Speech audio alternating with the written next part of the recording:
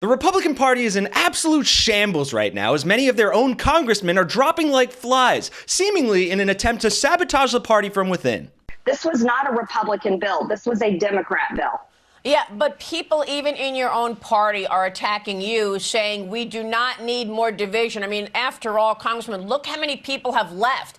Ken Buck stepping down, Mike Gallagher stepping down, and Mike Gallagher is leaving at a time that even makes things tougher for the Republicans, right? He's leaving early, isn't he? That's right. The latest casualty of Republican infighting is Representative Mike Gallagher of Wisconsin, who said on Friday that he would resign from the House on April 19th, leaving House Republicans with the thinnest of majorities, 217 to 213, meaning that they cannot afford to lose more than a single vote on a party line vote. And it could potentially be like that for the remainder of the year, because Wisconsin election law requires a special election to fill a vacancy only if it occurs before the first Tuesday in April of an election year. And frankly, what Mike Gallagher's doing here sounds a lot like sabotage. But hey, don't just take it from me. What Mike Gallagher did yesterday was intentional, purposeful, and puts our entire majority at risk.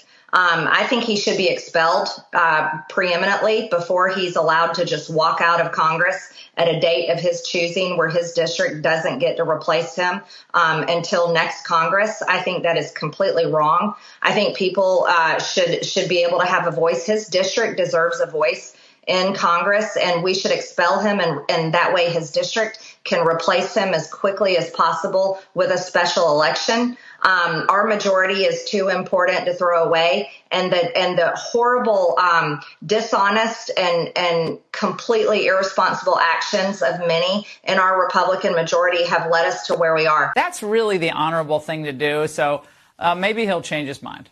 Yeah, he really should reconsider. It's outrageous to leave halfway through your cycle. It's not that long. It's 2 years for a term. And the voters of Wisconsin, just like the voters in other states, really want to believe that they have someone advocating for them. Mike Gallagher does have a pretty good reputation with Republican voters, but if he sabotages the Republican majority and does it in a really petty way, that would really sour his reputation with Republican voters. And so I think he should reconsider. It's not too late to do that. Or he should step down immediately so that the people of Wisconsin in his district can have a special election to replace him. Look at why is Mike Gallagher from Wisconsin? He's leaving late.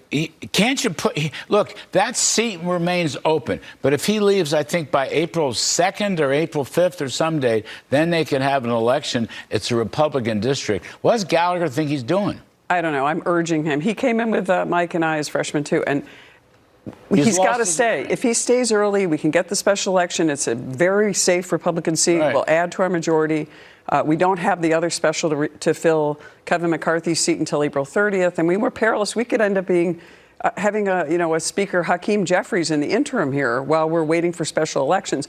Personally, if you're going to make a commitment to the people that elect you, that you're going to serve for 2 years, unless you have a really good reason not to serve, then why would you do that? And aren't we Team Republican? Look, I hate to say it, but from a strategic standpoint, I agree with them. Mike Gallagher should step down for a special election if he's going to leave, but he's not, quite intentionally. So the question is, why? What could be so wrong with the modern Republican Congress that it would require such a drastic act of protest from its own members? In the House, Congressman, you think things are good for the Republican Party? I think that we get along better than most people would think. I think that, look, I try to... You understand why I'm asking, right?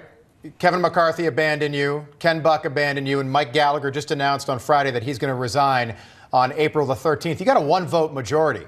What's going on in the House? Ouch. You know things are bad when Newsmax is the one asking you the hard-hitting questions. Well, I don't know why Kevin left, and I'm not sure I know why Ken or Mike left, or Mike's leaving and Ken left. I don't know why they're leaving. I don't think it's because of necessarily the things going on in the House, because all three of them knew we had a really thin majority anyways, 4-seat majority. Now it's down to 1. Really? You don't think that the reason all these people left the House has to do with problems in the House? Well, I mean, I'm not in the House. You are. You're obviously the expert here, so you're probably right. Congressman, let me start with you. Sure. You left Congress as of Friday, just as that was all going down. I guess that didn't cause you to rethink your decision? Not at all. Not at all. No rear view mirror. Happy to move on. Dysfunctional place. I mean, you must have been pretty intensely frustrated to not only not run again, but to leave early. And you're not alone, obviously. Mike Gallagher just said he's leaving too. Yeah. Well, since this Congress started, there have been efforts to impeach the Secretary of State, the Secretary of Defense, the Chairman of the Joint Chiefs of Staff, the President, the Attorney General, the FBI Director, and in fact did impeach the Director of Secretary of Homeland Security. Serious problems with setting priorities. We have a very tragic circumstance in Ukraine. We have a spiraling debt. All kinds of out-of-control problems, and we focus on messaging bills that get us nowhere. Really that miserable right now to be? I mean, from the outside in, it doesn't look that fun. From the inside in, is it that bad that you're saying, I'm done? It is the worst year of the 9 years and 3 months that I've been in Congress. And having talked to former members, it's the worst year in 40, 50 years to be in Congress. But I'm leaving because I think there's a job to do out there that I want to go do. Damn, it really is too bad that Republicans hate Taylor Swift, because I think they could really learn a thing or two from her now prescient lyric, "I'm the problem, it's me." Well, let's be honest, learning or facing the truth hasn't really been in the Republican playbook for years now. So instead of taking a hard look in the mirror and recognizing the gaping flaws in leadership that got them here, they'll opt for the MAGA method of denying and deflecting. When people leave early, it's a math game. They're the ones that put us at risk of losing the majority. Every member that leaves early puts us at risk of losing the majority. Expelling Republican members for a Democrat to control and take over the seat like they did to George Santos puts us at risk of Hakeem Jeffries becoming the Speaker of the House.